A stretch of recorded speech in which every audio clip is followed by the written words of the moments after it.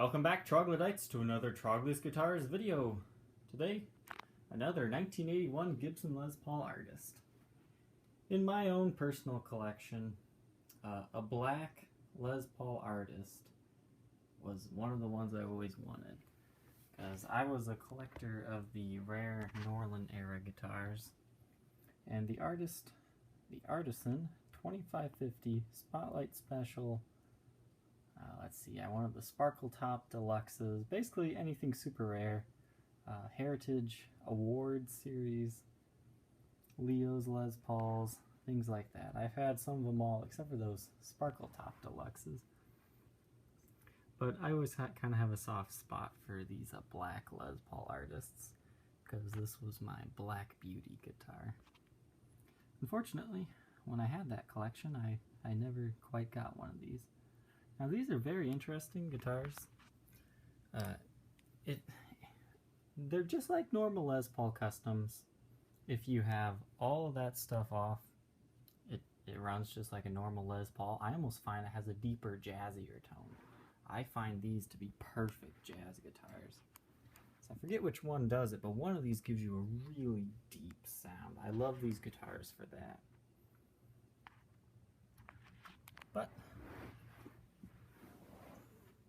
it's just like a normal Les Paul Custom, as I was saying, but you have the, extended varieties with compression, sustain, and all that. So it's a very cool guitar. What I initially loved about this guitar is the LP script logo there. Very fancy. And I also like the brass truss rod cover. We're missing a screw here. I had a screw for it, and it wouldn't go in for some reason. Like, it's not because it won't screw into the wood, it's because something about that brass truss rod, when I washed it off, it like shrunk or something like that, to the point where the screw will not go back in. So you are missing that screw, but it's held on very tightly. You cannot move it. Well, I mean, you can move it if you really want to, but I'm just saying, on your own, shaking it about, it's not gonna move.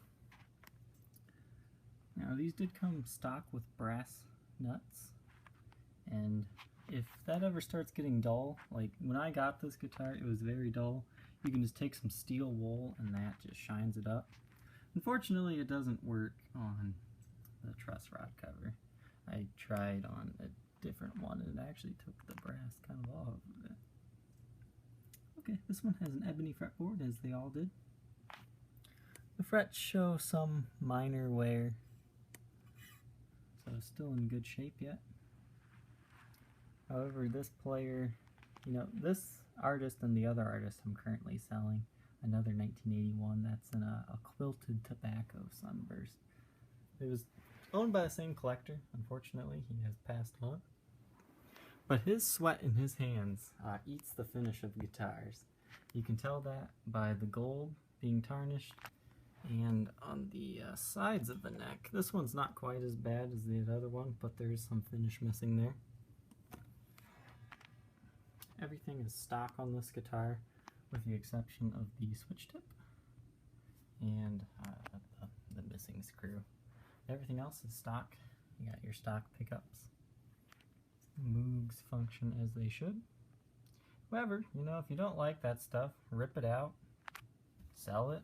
A lot of people will route this out for a fourth one, so you just have a really nice fancy Les Paul Custom with a comfort cutaway, which is my other favorite thing about this guitar, that comfort cutaway. There is some finish checking on the top here, you can see it there. There's some more there as well. But it just kind of adds a really nice vibe to it. A scratch cleaner would remove most of these scratches you're seeing. But you do have some dings, as you're seeing there. And some finish checking, but nothing too extreme. Very 80s guitar. You do have strap locks, that's another thing that's not original. And there's something else to point out, these little cracks by the frets. That's caused by the wood expanding and shrinking in the winter time and summer, and the frets don't change shape, so that causes those cracks. Now what I've never seen before is the little cracks by the dots. I thought that was kind of cool. But the binding's not falling off. You don't gotta worry about it. That just happens on all of these older Gibsons, even newer Gibsons. So we've got some finished wear there on the gold tuner. And there's your serial number, dating it to fairly early 81. It looks like February. As I said, the missing finish on this one, very minor, and honestly there is no difference in the feel. No breaks, cracks, or repairs on this one to speak of. Passes the black light test. Now with these, when you take these two screws out, this will come off. That's where your 9-volt battery goes in. I've included a brand new 9-volt battery. I just opened it so I could test the guitar. So that is in the case. You just have to reinstall it. If we can get this to focus again, that would be great. You do have some finish wear missing along the side here, as well as over here. And you do have some light buckle rash on the back. Once again, everything's stock in there. If you decide you don't like the artist parts of it, you can take it out and convert it to a normal custom. But I think you're going to like it just the way it is. There is a little bit of a learning curve to this, so give it some time and you'll learn it just fine. Because obviously this guy liked these things because he had 2 of them. And if you need any help, I did a demonstration video of these a while ago that kind of demonstrates some of the tones. If you just look on my channel, you might be able to find that. I believe that was on a black one as well. They are very interesting guitars, but once again, there is a learning curve to these. If you're just, wanting to plug in and go like a regular Les Paul custom, it's going to be a little bit difficult to do that because you're going to be tempted to play with all this. There are some very usable tones that come out of this guitar. And I also will warn you, there are some very not usable tones that come out of this guitar. Sometimes it can be a little loud, but once you dial in the settings you like, this is a phenomenal instrument. It just has, once again, that little bit of a learning curve. But if you're willing to learn, it's a fantastic guitar.